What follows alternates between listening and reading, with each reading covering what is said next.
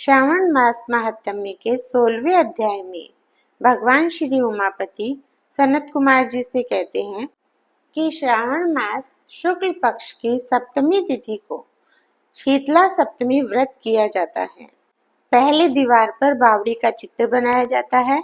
उसमें अशरीरी संज्ञक दिव्य रूपधारी 7 जल देवता बनाए जाते हैं। 2 लड़कों के साथ पुरुष त्रय संगीत नारी, एक घोड़ा, बैल, नरवाहन सहित पालकी के चित्र बनाए जाते हैं। 7 वर्ष तक व्रत करने के पश्चात 7 सौभाग्यवती स्त्रियों को भोजन कराकर उद्यापन किया जाता है। सोने के पात्र में 7 जल देवताओं की प्रतिमाएं रखकर अपने पुत्र के साथ उन प्रतिमाओं का पूजन करना चाहिए। इस व्रत में दही, चावल, ठंडा जल, ककड़ी, फल, बावड़ी जल और शीतला माता को देवता कहे गए हैं। कर्पूर गौरम करुणावतारम संसार सारम भुजगेंद्रहारम सदा वसंतम हृदयारविंदे भवं भवानी सहितं नमामि। भवं भवानी सहितं नमामि। कर्पूर गौरम करुणावतारम संसार सारम भुजगेंद्रहारम सदा वसंतम हृदयारविंदे भवं भवानी सहितं नमामि।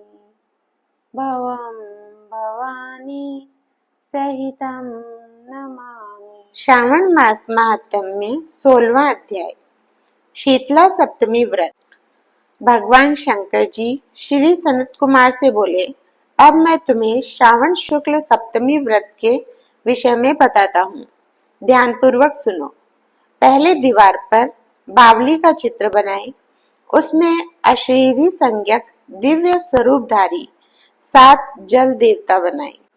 2 लड़कों के साथ पुरुष त्रय संगीत नारी, एक घोड़ा, बैल, नरवाहन सहित पालकी के चित्र बनाएं। 16 उपचार द्वारा जल देवी की पूजा कर ककड़ी, दही और चावल का नैवेद्य समर्पण करें। नैवेद्य पदार्थों का बायना निकालकर ब्राह्मण को अर्पण करना चाहिए। इस प्रकार 7 वर्ष तक व्रत करके 7 सौभाग्यवती स्त्रियों को भोजन कराकर उद्यापन करना चाहिए। एक सोने के पात्र में 7 जल देवताओं की प्रतिमाएं रखकर पहले दिन अपने पुत्र के साथ उन प्रतिमाओं का पूजन करना चाहिए। दूसरे दिन गृह होम सहित चरु होम करना चाहिए। अब तुम इस व्रत के फल के बारे में सुनो। महाराष्ट्र प्रदेश में शोभन नाम का एक नगर था। उसमें एक धार्मिक विचारों वाला धनी व्यक्ति रहता था। उसने निर्जन वन में एक बावड़ी बनवाई। बावड़ी में उतरने के लिए उसने मूल्यवान पत्थरों की सीढ़ियां बनवाई, परंतु उस बावड़ी में एक बूंद भी पानी नहीं आया। धनी ने दुखी होकर सोचा, मेरा परिश्रम व धन दोनों ही बेकार हो गए। वह इन विचारों से ग्रस्त रात को वहीं बावड़ी के पास सो गया। रात को उसे स्वप्न आया कि यदि तुम अपने पौत्र की बलि दो तो तुम्हारी बनवाई बावड़ी जल से भर जाएगी। सुबह होने पर वह धनिक अपने घर आया और अपने पुत्र द्रविड़ से रात के स्वप्न के बारे में बताया। उसका पुत्र द्रविड़ भी धार्मिक वृत्ति वाला था। उसने पिता की बात सुनकर कहा, पिताश्री, आप मेरे जन्मदाता हैं। इस प्रकार आप अपने पौत्रों के भी जन्मदाता हुए। यह तो एक धार्मिक कार्य है। आपके शीतांशु और चंडाशु 2 पौत्र हैं। आप बिना हिचक अपने बड़े पौत्र शीतांशु की बलि दे दें, परंतु यह बात आप स्त्रियों से गुप्त रखें। इसका कारण यह है कि मेरी पत्नी गर्भवती है। प्रसव का समय निकट होने के कारण वह अपने मायके जाने वाली है। उसके साथ आपका छोटा पौत्र चंडाशु भी जाएगा। उसके मायके जाने के बाद यह काम निर्विघ्न समाप्त हो जाएगा।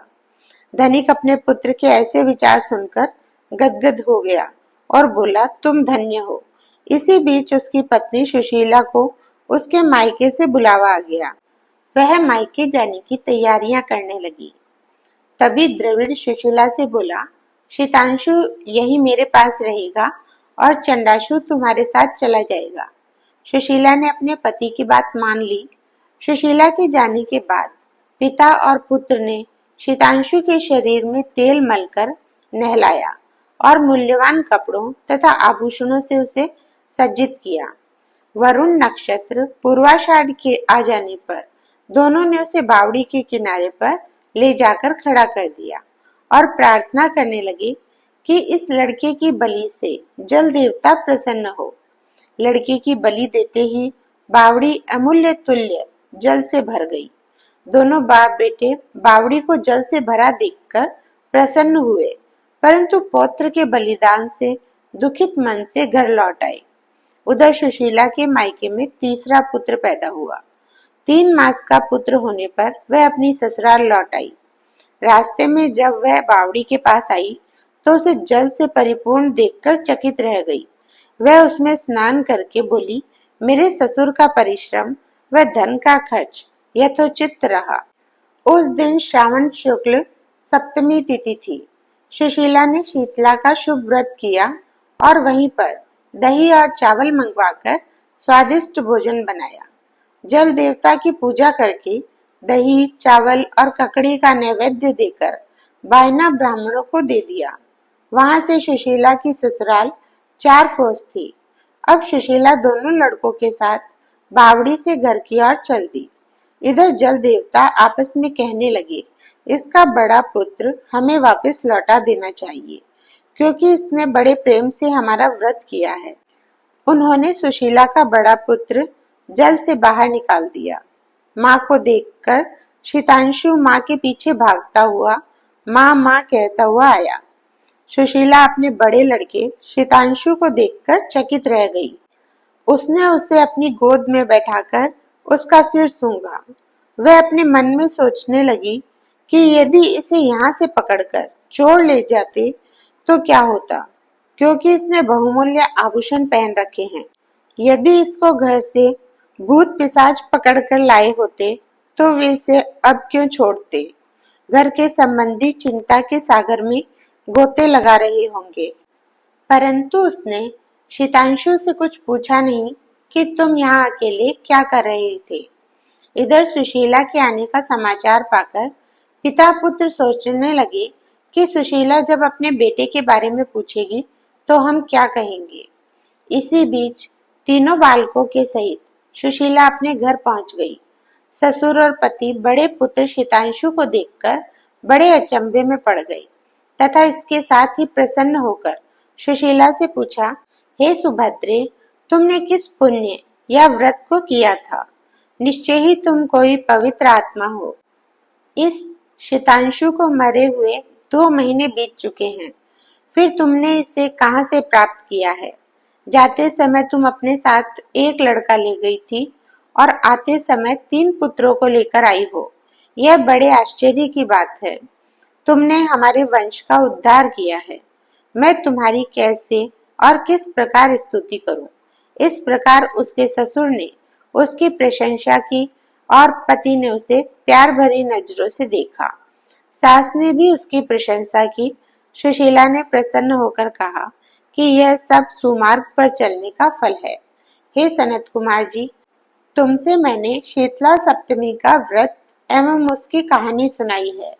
इस व्रत में दही, चावल, ठंडा जल, ककड़ी, फल, बावड़ी जल और शीतला माता को देवता कहे गए हैं। इसे करने वाले तीनों प्रकार के तापों से मुक्त हो जाएंगे। इसलिए श्रावण मास के शुक्ल पक्ष की सप्तमी का यथार्थ नाम शीतला सप्तमी हुआ है। श्री शिवाय नमस्तुभ्यम, श्री शिवाय नमस्तुभ्यम।